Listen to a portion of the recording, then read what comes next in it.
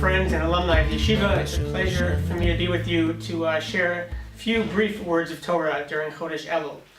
We find ourselves in Elul, approaching Rosh Hashanah, Simi, Tshuva, Yom Kippur, and we know that one of the universal minhagim of Elul is to begin saying twice a day, either after Shachris and after Mincha, or after Shachris and after Marav, we say a parak of Tehillim, the David Hashem Ori. And this custom is really accepted universally across the Jewish world. And if you think about it, we start saying the David Hashem Ori, the 27th parak of Tehillim. We say it for 30 days of Elul, for another 20 some odd days of Tishrei. It's almost 100 times over this period of time we say the David Hashem Ori. We say this one paragraph of Tehillim. So I think it pays just to spend a couple minutes to try to understand as much as we can to better understand what the meaning, what the message of this kapitel of Tehillim, what David HaMelech is trying to tell us. And we all know that of all of the psukim of this parak of Tehillim, probably the most famous pasuk is the pasuk Dalet Achas Sha'alti Me'es Hashem.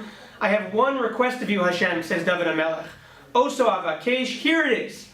Shivti Beveis Hashem Kol Yemei Chayai. I would like to dwell, I would like to live in your house all the days of my life.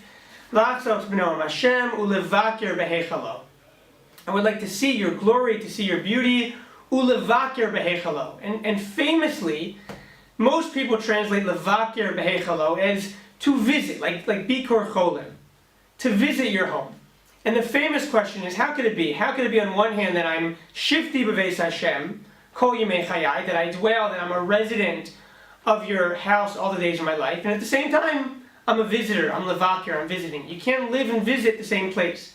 You live in one place and you visit another place. And the famous answer that's given is that when a person visits a place, there's a certain newness, a certain excitement that I guess fades when you live in a place. I used to live in Florida. And people would always come to Florida and say, what's it like to live in Florida? You're always on vacation. You go to Disney World every day. And I would say, for you it's different. For you it's levakir. For you it's a visit, it's a vacation, a certain excitement about it.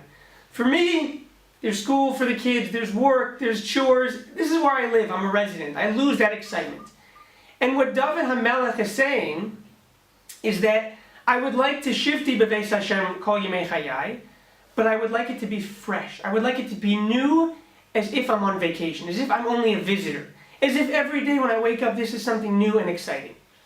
And that's probably the most famous pshat on the pasuk of Achas Sha'alti Me'es Hashem.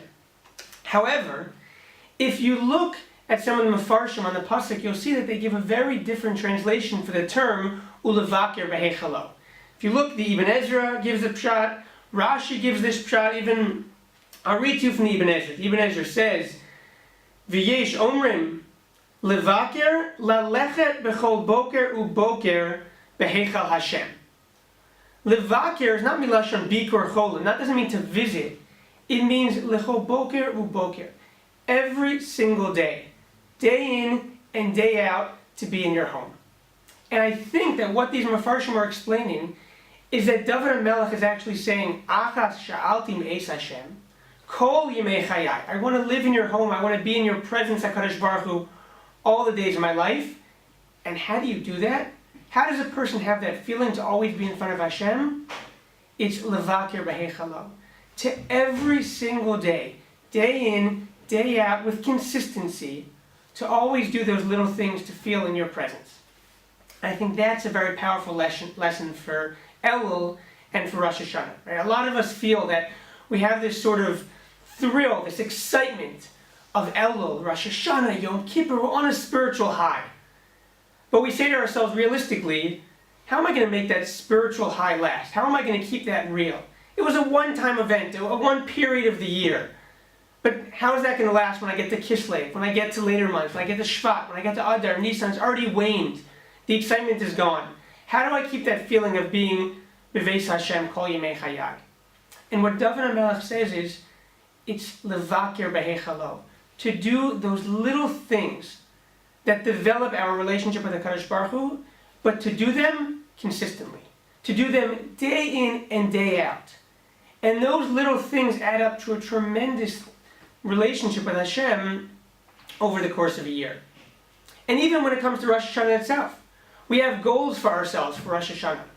my New Year's resolutions. What do I want to do differently? How do I want to be differently this year? And sometimes we say, there's where I want to be, here's where I am, and the gap is too far. It's just too far. I can't get from where I am to where I want to be. And again, David HaMelech is telling us the trick. It's not about giant leaps. It's about small baby steps. But steps that are concrete, that are real, and that are consistent. And if each one of us grabs little steps, small steps, we'll see that those little small steps can travel a far distance, can take us a very far distance. I'll tell you just a short story. There's a story about, I believe the story is told about Rav Shach, the great Rosh Yeshiva of the Panovich Yeshiva in Bnei Brak. That Rav Shach told some of his students, they asked him, Rebbe, what is it that you take upon yourself this year for Rosh Hashanah? What are you going to do to improve yourself this year? And Rav Shach said, you know what I'm going to do? Every time I bench at home, I'm going to bench from inside of a sitter. I'm going to look inside. I'm not going to say it by heart. There's no question that Rav Shach knew the words of benching by heart. And his student said, that's your New Year's resolution? That's what the great Rosh Yeshiva is going to take upon himself this year? And he says, yes, because it's small and it's concrete. And it's something that I can do every single day. And those little small concrete steps every day are what ultimately build a lifetime of Avodas Hashem. So I wish all of us the bracha that all of us should find for ourselves what are those small things we can do, and give us the bracha that we have hatzlacha to do them consistently throughout the year, from day one all the way until next Rosh Hashanah. Ksiv v'chasim hatov.